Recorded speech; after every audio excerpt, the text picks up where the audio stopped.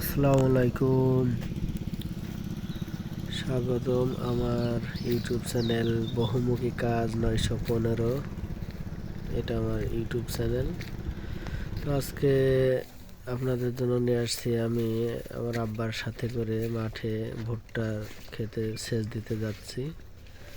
আজকে ছুটির দিন, শনিবার। যাচ্ছি, পৌঁছে গেলাম মাঠে। আগেই আব্বা চলে আসছিল।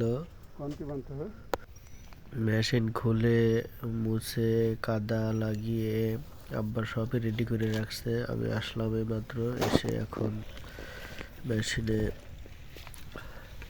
ট্যাঙ্কিটা খুললাম, দেখবো যে তেল কতটুকু আছে। এই যে দিলাম। আশেপাশে কোনো কাঠি বা পাটকাঠি পাচ্ছিলাম না, তাই মেশিনের ডেলিভারি নল দিয়েই চেক করলাম। এই যে পরিমাণ একটা অনুমান করে দেখলাম যে কত লিটার পর্যন্ত তেল থাকতে পারে। আনুমানিক 1.5-2 লিটার মতন তেল আছে এখনো। ওদিকে আমার আব্বাকে আল বান্ধার জন্য পাঠালাম। ওই আব্বা আল বাঁধছে ভুট্টার ভিতরে। পানি আমরা আসলে সামনের দিকে দিব না, পিছনের দিকে, এদিকের এই ভাগ করা আছে, এখানে দিব। এই রাস্তা দিয়ে আসলাম আমরা, আমাদের এই রাস্তা।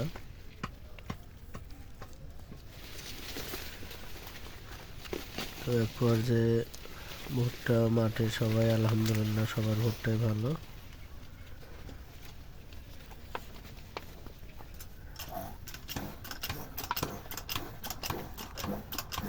এখন হচ্ছে তেল আবার 2 লিটার মতন তেল হচ্ছে টাঙ্কিতে দিব, যেন তেলের জন্য বন্ধ না হয়ে যায় মেশিন।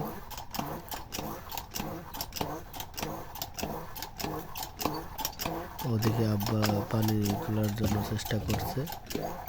আব্বা আগেই কাদা লাগিয়ে টিউব বাঁধে সব রেডি করে রাখছিল। আব্বা এখন পানি তুলছে। পানিটা তোলা হয়ে গেলে আমরা মেশিন স্টার্ট দেওয়ার জন্য চেষ্টা করব।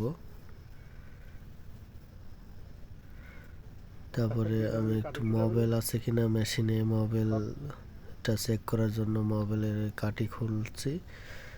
আসলে মেশিনে যদি মোবাইল কম থাকে তাহলে ইঞ্জিন গরম হয়ে যায়, আর ইঞ্জিন গরম হয়ে গেলে ইঞ্জিনের আশেপাশে যত গ্যাসকেট আছে ওগুলা কেটে পানি ঢুকে যায়, এমনকি মোবাইল বাদ হয়ে যাইতে পারে ইঞ্জিন গরম হয়ে পানি ঢোকার কারণে। ওদিকে আমি তেলের ট্যাঙ্কের সুইচটা ওপেন করলাম, কারণ তেলের ট্যাঙ্কের সুইচটা সবসময় ক্লোজ করে রাখতে হয়। এবার আমি প্রস্তুত মেশিন স্টার্ট দেওয়ার জন্য। তেলের ট্যাঙ্কের ঢাকনাটা ইতিমধ্যে দিয়ে দিলাম। প্রথমে আমি একটু ফ্রি ঘোরানোর জন্য চেষ্টা করব, কারণ মোবিল যাতে পুরো ইঞ্জিনে মেখে যায় এবং লজেন প্লাঞ্জারে তেলটা সঠিকভাবে মারে, সঠিকভাবে তেল যাইতে পারে। এই জন্য আমি হচ্ছে মেশিনটা ফ্রি ঘোরাবো। ওদিকে হ্যান্ডেলের নিচে একটু তেল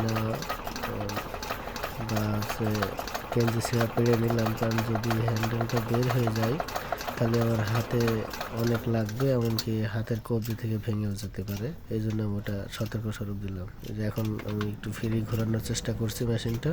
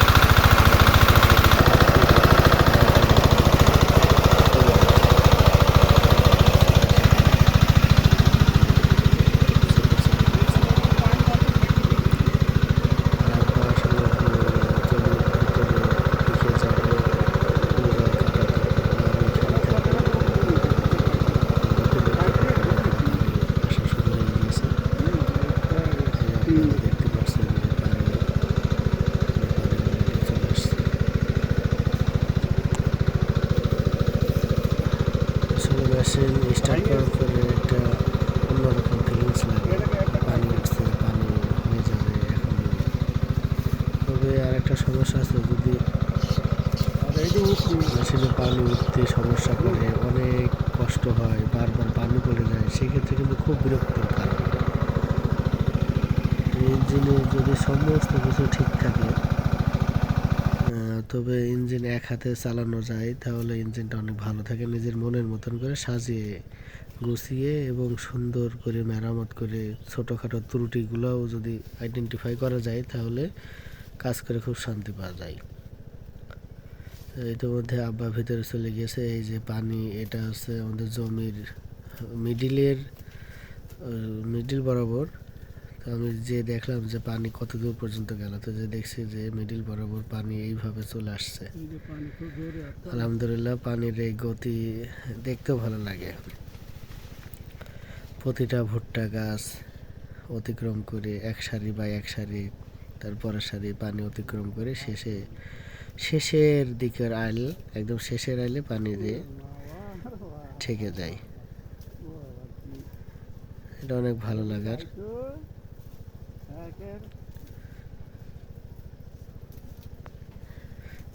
যেন পানি এমনভাবে আসছে যেন বহমান নদী।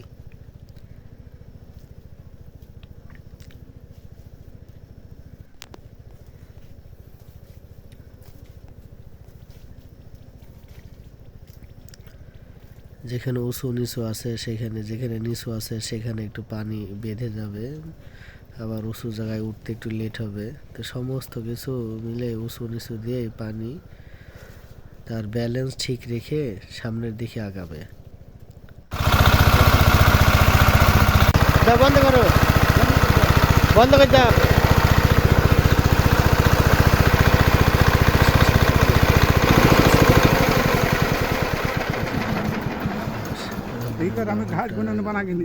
প্রত্যেকটা ফাইনালি মেশিন বন্ধ করার সময় হয়ে গেছে। অলরেডি কিন্তু 6 ঘন্টা পার হয়ে গিয়েছে আমাদের মেশিন চলা। আমাদের ভোটটা সেচ দেওয়া শেষ। আব্বা মেশিন চেক করার জন্য আসলাম। এবার আব্বা কোদাল, থালা বাসন, ঘোড়া যা কিছু আছে গোছাতে গেল, আমি মেশিন গোছাবো। প্রথমে মেশিন বন্ধ করার পরে মেশিনটাকে সুন্দরভাবে তেনা দিয়ে মুছতে হয়,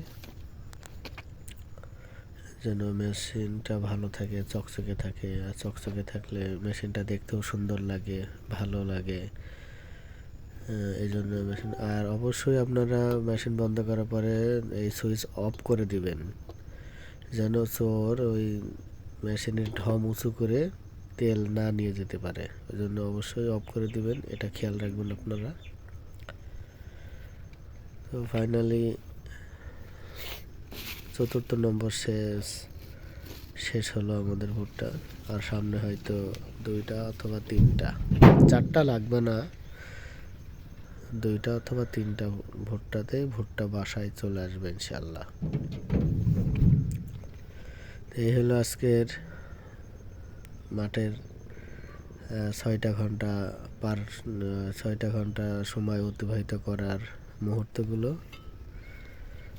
কেমন লাগলো অবশ্যই কমেন্ট করবেন।